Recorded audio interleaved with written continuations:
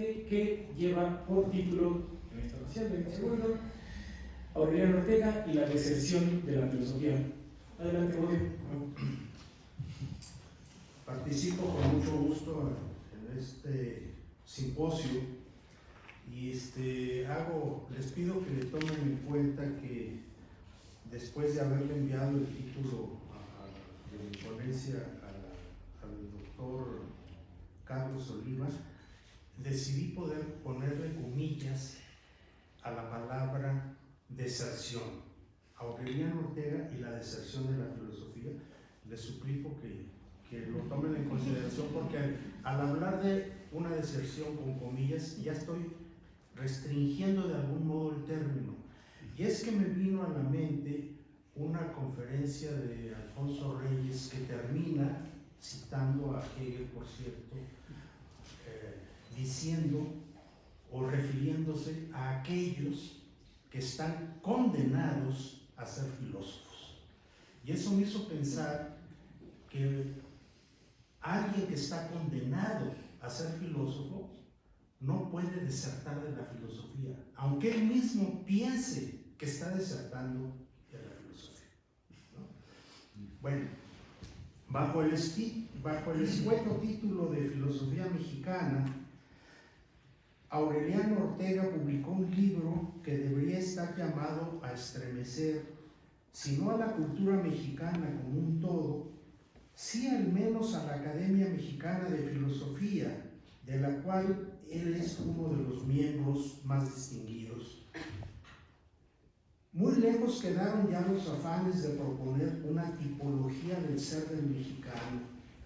No aparecen aquí el pelado de Ramos, ni el pachuco de Paz, el nepantla de Uranga, ni el ajolote de Roger Bartra.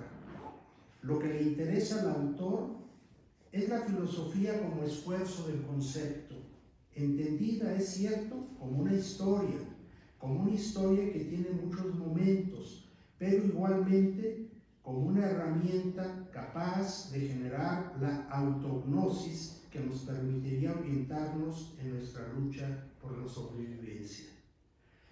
Aunque Aureliano Ortega se reconoce como un hijo y como un heredero de la historia de la filosofía mexicana, que habría encontrado en los nombres de Samuel Ramos, José Gaos y Emilio Uranga algunas de sus estrellas más prominentes, su libro no consigue ocultar un profundo disgusto ante lo que sería la realidad actual de la filosofía universitaria, que se habría caracterizado por la importación de escuelas y corrientes europeas y norteamericanas, y siempre, o casi siempre, ha carecido de originalidad, legitimidad y pertinencia.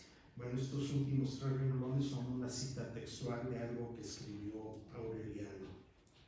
Se trata, pues, de un pensamiento extranjerizante, deficiente y poco original. Ante esta realidad estéril, deprimente y desoladora, en lugar de exigirle mayor rigor y creatividad a la filosofía que hacen los filósofos, Ortega decide que la única salida válida es renunciar a la academia y abrevar en lo que él mismo ha dado en llamar filosofía dispersa, es decir, en los amplios productos de nuestra cultura pictórica y literaria, arquitectónica y dramática, fotográfica y cinematográfica, e igualmente en la cultura hecha por historiadores, antropólogos y críticos de diversas especialidades. Se diría que para Ortega la filosofía más original con la que contamos se realiza no en los cubículos de la academia, sino justamente en esa zona multiforme que con una frase de Derrida podríamos llamar los márgenes de la filosofía. No pretendo descalificar esta propuesta, que nace de una decepción muy profunda y acaso de un no menos lacerante estado de desesperación. La de Ortega es una renuncia ambigua a la filosofía, porque pareciera que ya no quiere saber nada de ella, pero al mismo tiempo propone el campo inconmensurable de la filosofía dispersa como un nuevo espacio de libertad y de pensamiento en el que todo profesional de la filosofía tendría que poner su atención. Esta ambigüedad, sin duda, contiene un elemento creativo e incluso arriesgado por el que la filosofía de tipo académico tendría que mudar de piel y crecer en medio del bosque que crece a sus espaldas. Así lo propone el propio Aureliano Ortega. Cito de modo textual sus palabras. Se ha dicho que la pregunta ¿existe una filosofía en México? Podría ser contestada afirmativamente, pero que esa existencia, por el hecho de permanecer en el espacio de las definiciones escolares, padecía deficiencias estructurales que hacían aparecer a la filosofía como una actividad escasamente original, sin legitimidad ni autenticidad y poca pertinencia. Sin embargo, sigo citando, es posible dejar de lado el limitado punto de vista de los propios filósofos y buscar a la filosofía en aquello que en estricto rigor no es filosofía, pero que en el curso de la historia ha permitido la formulación de preguntas y respuestas filosóficas que en ocasiones han suplido con mejor fortuna a la misma filosofía, cuando de lo que se trata es de preguntar qué y quiénes son los mexicanos, qué significa su presencia y su ser en el mundo y qué es posible esperar de todo ello. Se cierra la cita. Esta propuesta, por supuesto, no surge de la nada. La historia cultural de nuestro país demuestra que en muchos momentos de nuestra historia la verdadera filosofía no la formularon los filósofos, sino acaso los poetas, los pintores, los historiadores, los visionarios y los políticos capaces de hacernos remontar el marasmo.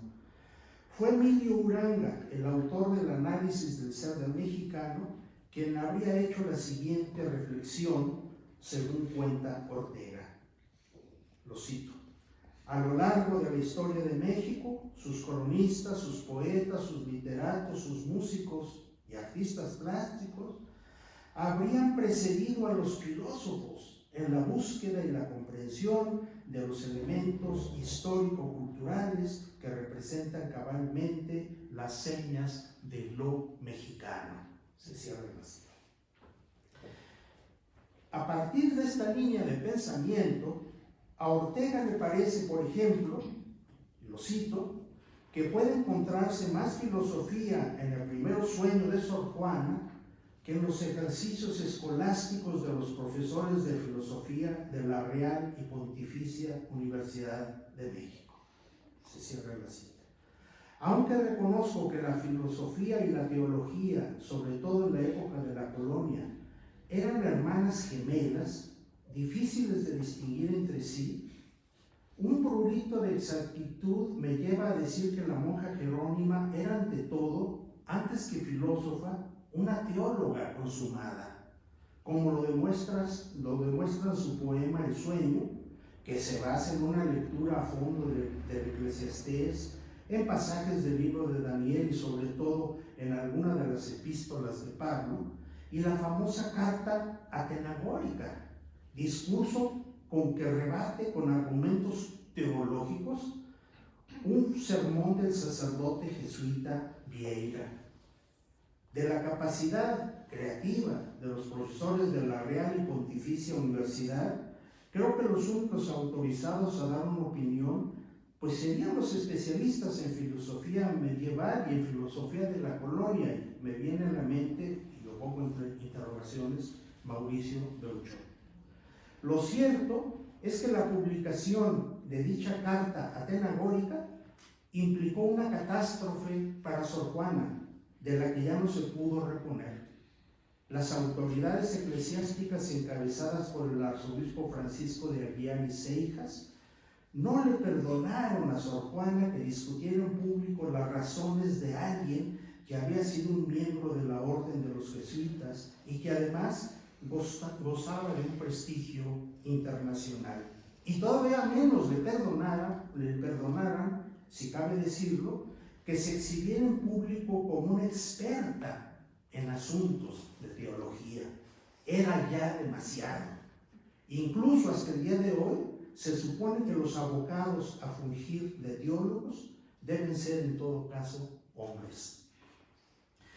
En este mismo orden de ideas, Ortega se lamenta que los esfuerzos de los filósofos profesionales del grupo Hiperión, en el que militaba, por cierto, Uranga, lo cito, no hayan alcanzado jamás la soltura y la destreza de algunos de nuestros más eminentes literatos, con lo que de alguna manera se entiende, se condenaron al olvido.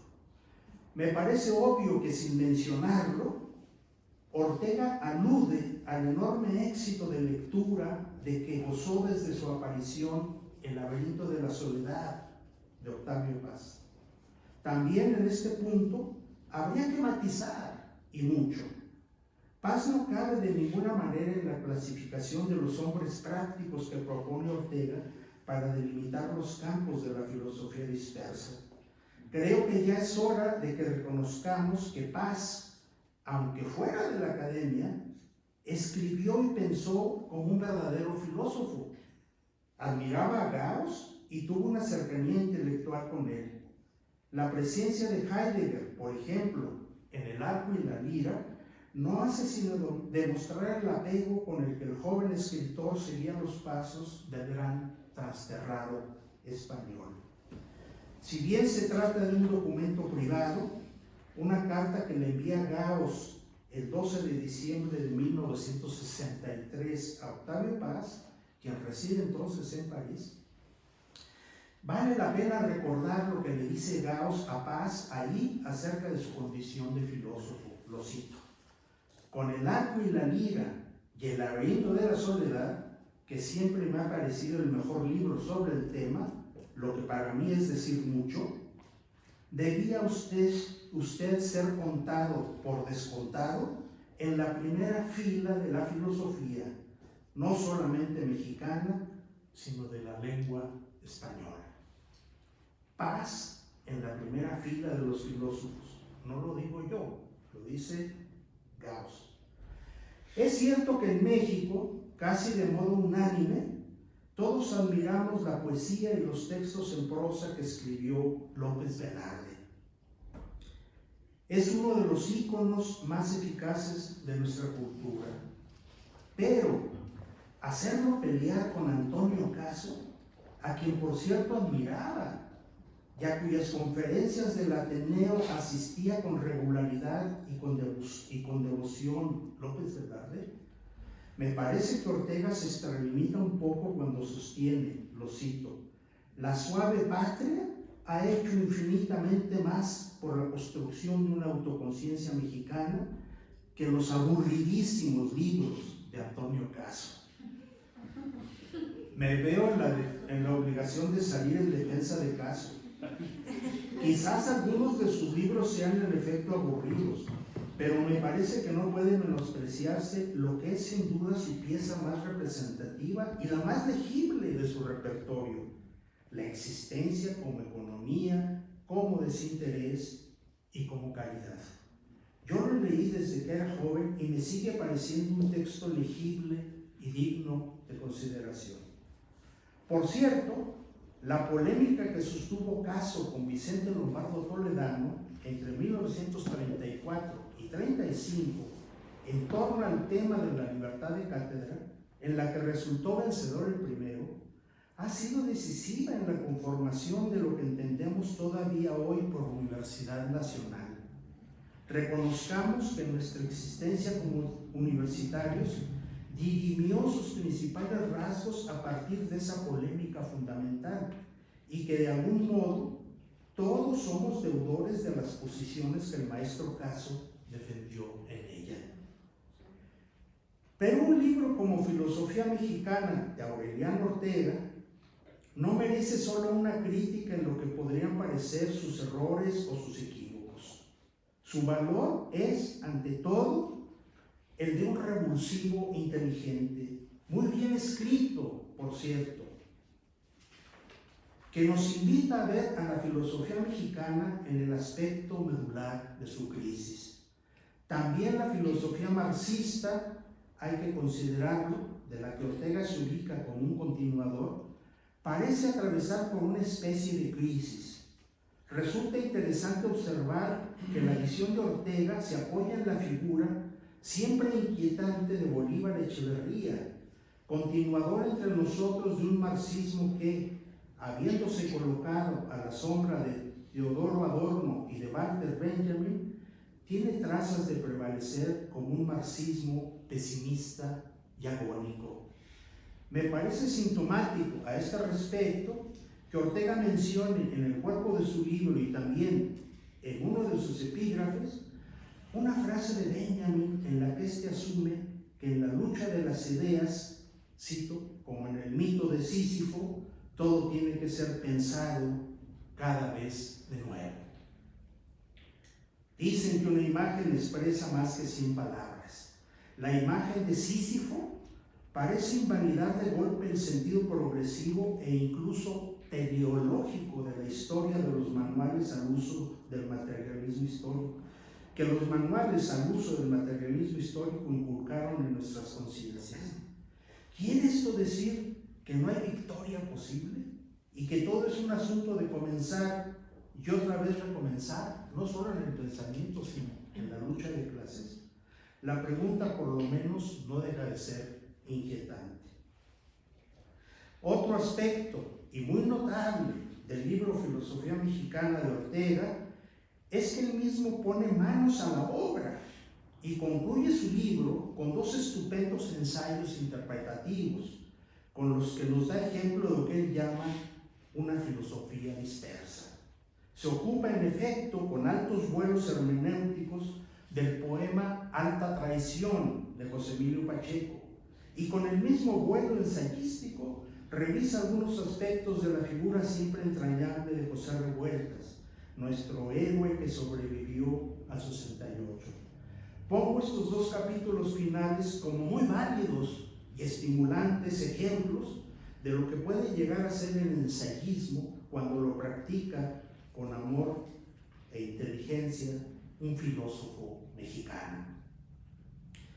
Pero el ensayismo, así entendido, es ya de cierto modo un escape de la jaula de la filosofía, o bien, desde otro punto de vista, un recaer en la dispersión.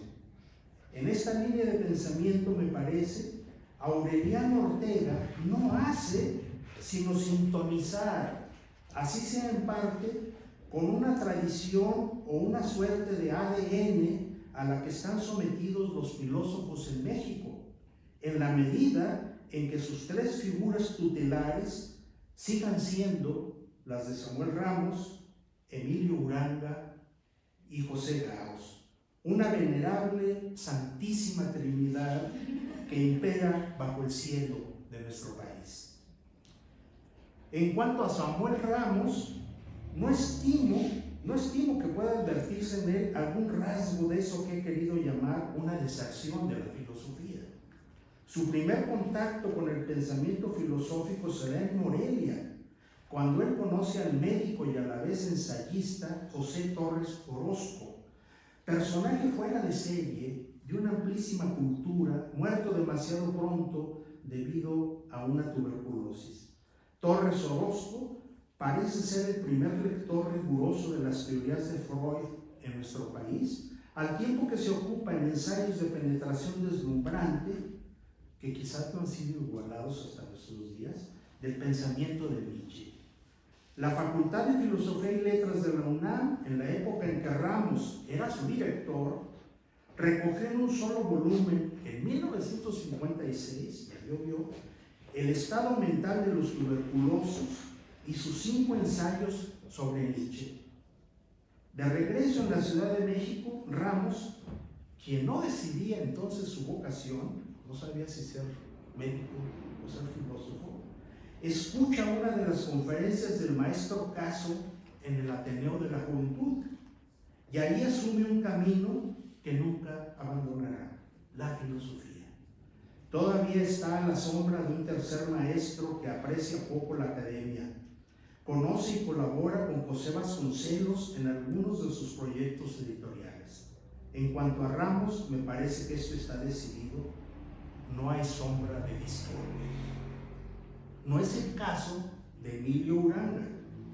Este filósofo, hasta donde yo entiendo, es una hechura de Gauss. Así que puedo empezar por el resultado y al final ocuparme del origen fatal de sus orígenes, o sea, de quien lo engendró, el maestro Gauss.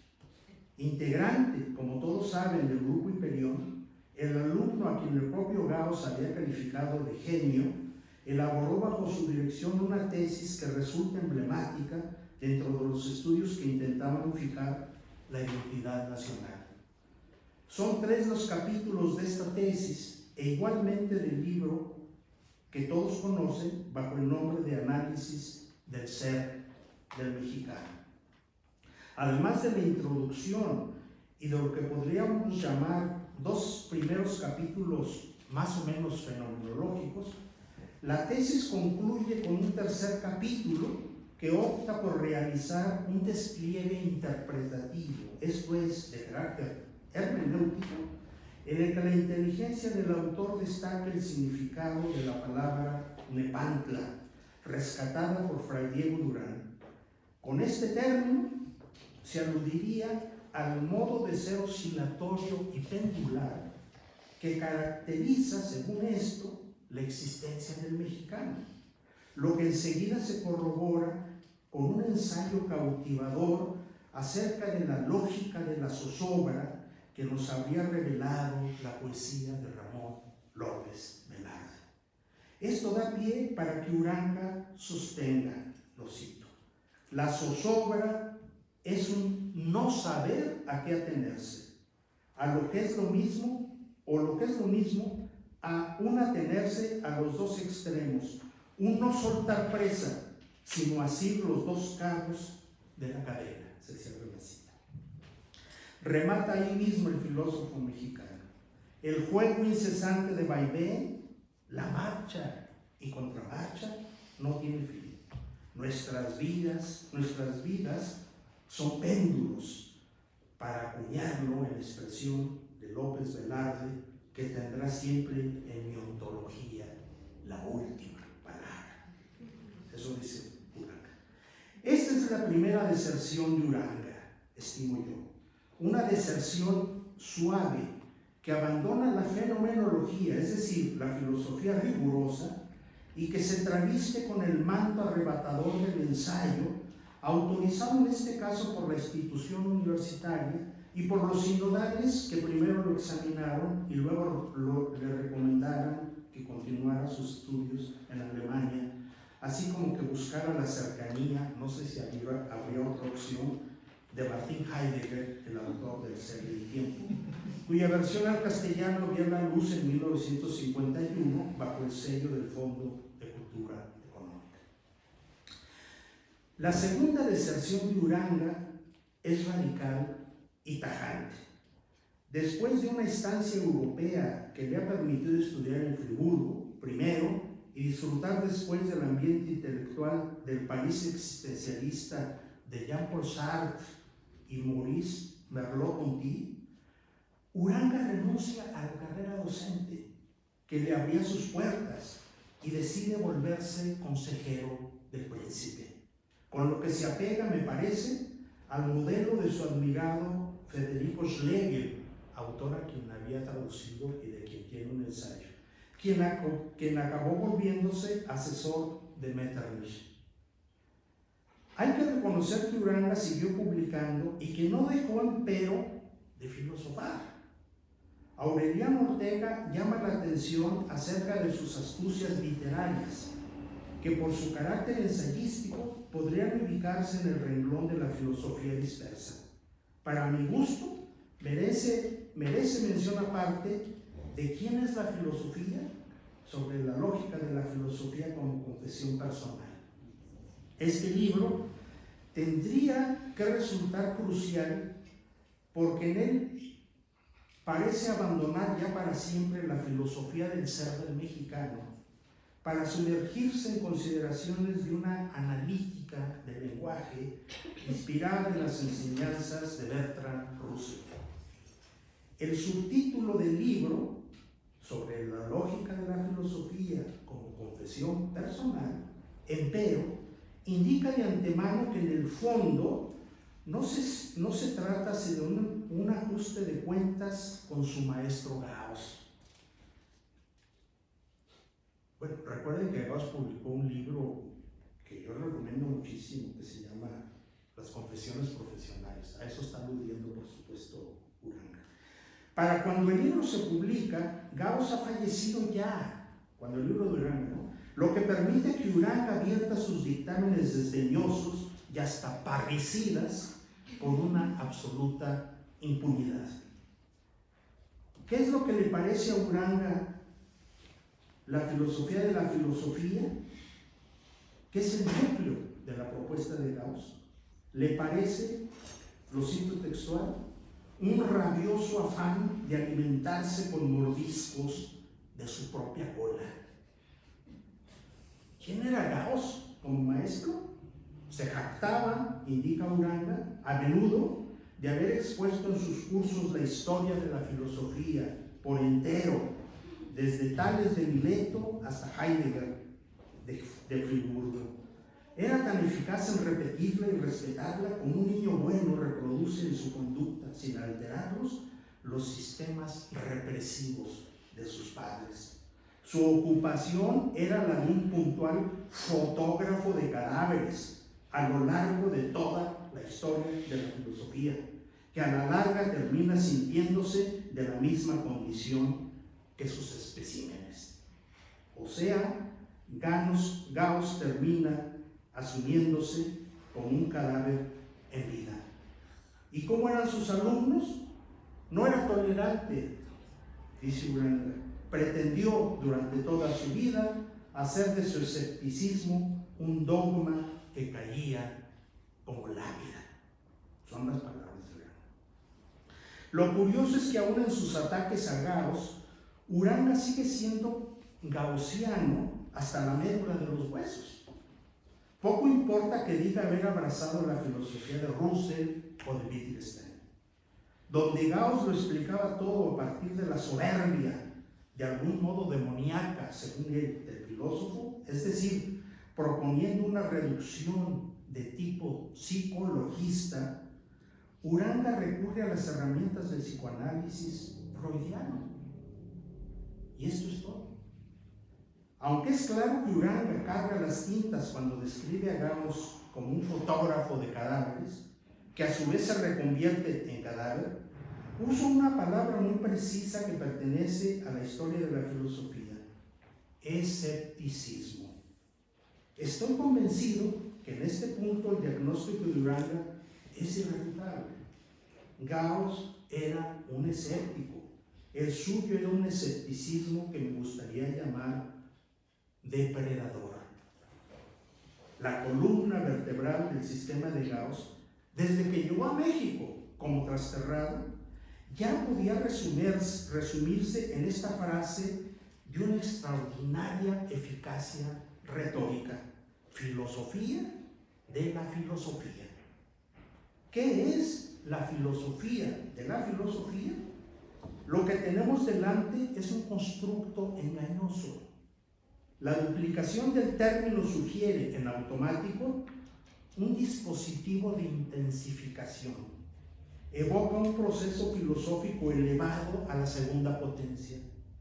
El tejido de la gramática nos enreda en su trampa. Por lo demás, la frase suscita reminiscencias caras a la formación de un filósofo. Lo que acude a la mente es la conocida expresión de Aristóteles: noesis noeseos. Esto es pensamiento de pensamiento, que ocupa un nicho especial en la metafísica del Estagirita, pues define ni más ni menos que el concepto de Dios.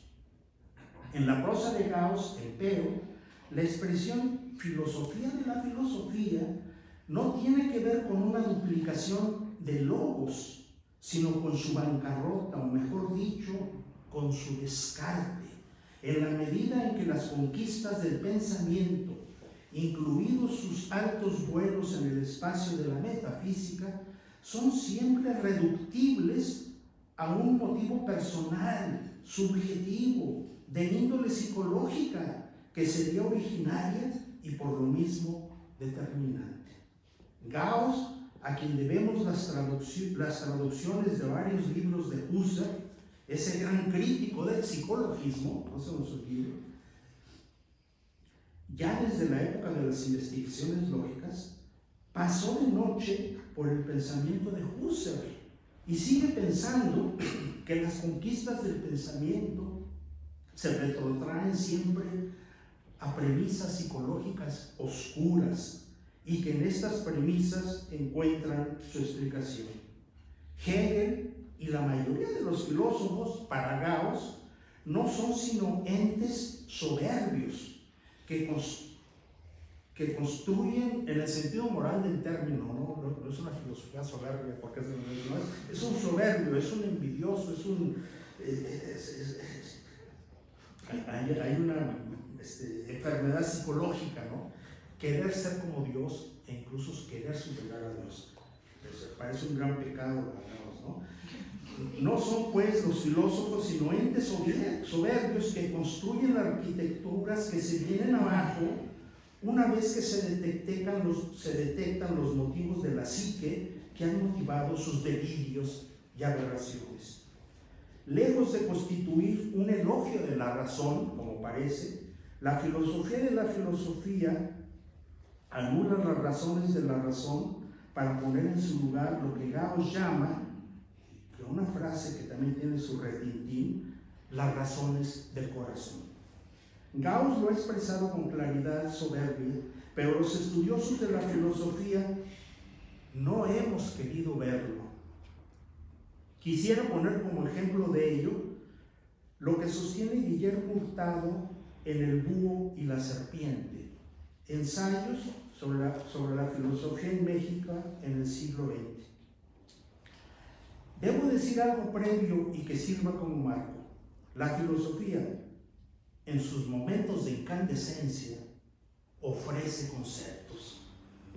Aunque ha trabajado mucho la historia de la filosofía en nuestro país, lo que tiene su mérito, Hurtado produce ideas y llega a articularlas con enorme claridad.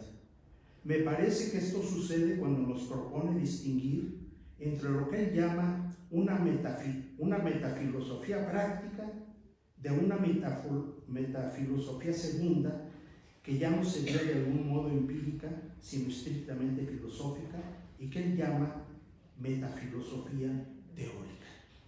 De tal suerte, afirma el autor, la metafilosofía práctica sería, en parte, una disciplina empírica, ya que se ocupa de hechos concretos.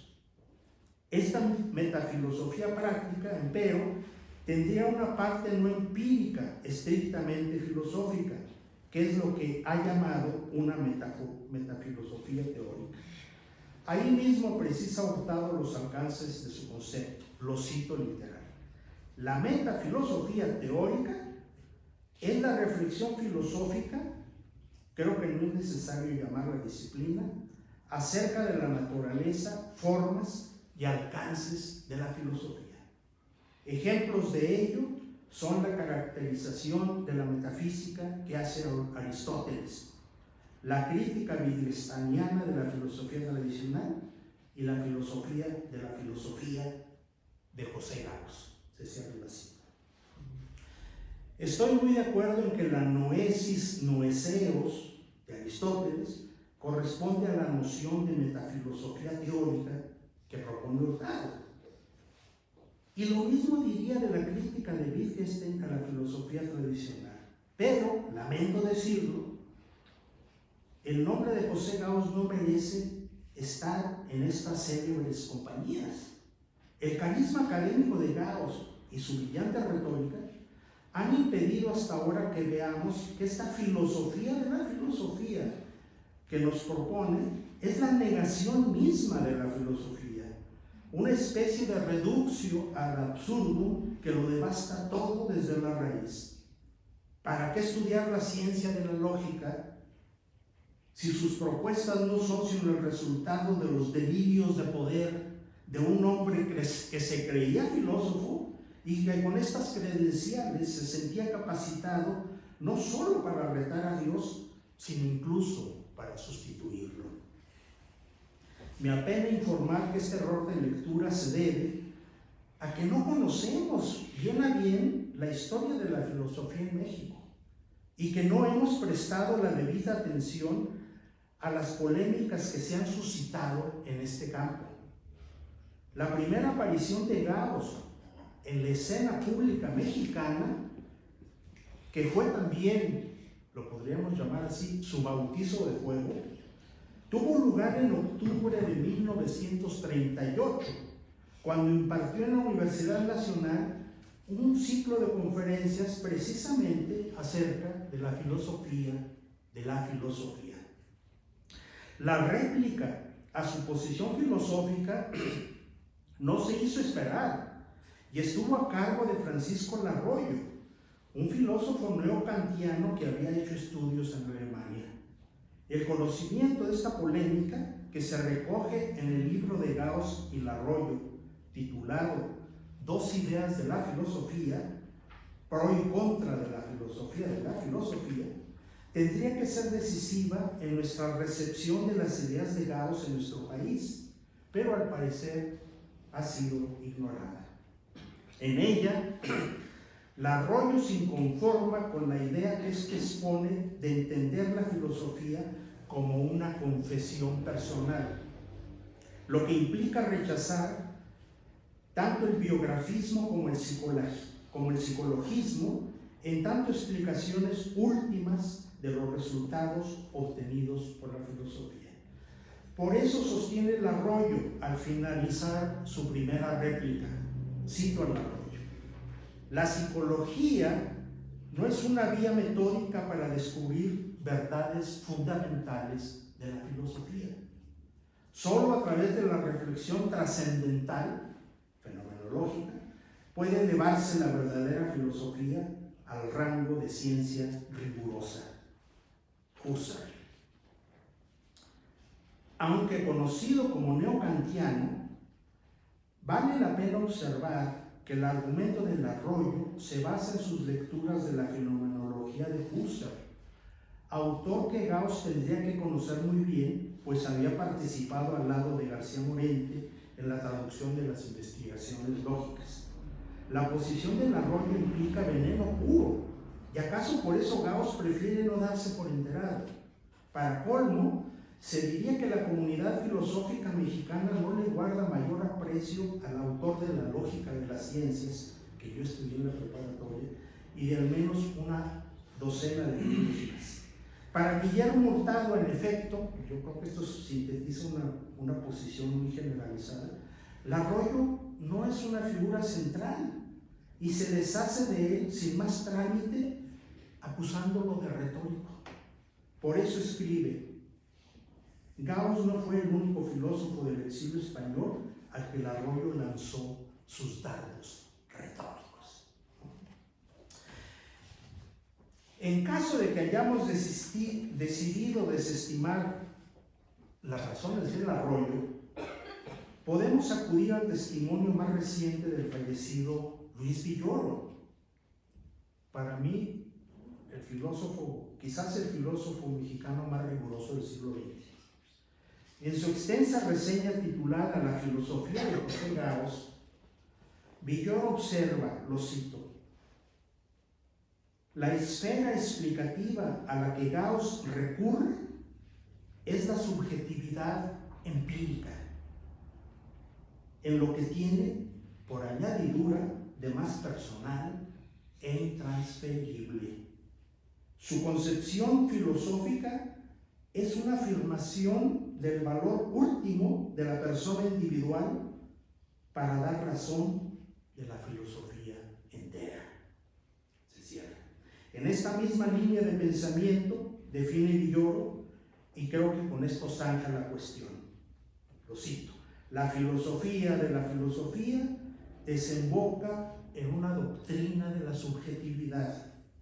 Pero no se trata de la mítica subjetividad trascendental, sino de la individual, única, real del filósofo. O sea, para Gauss lo único que importa es la subjetividad empírica, no la kantiana.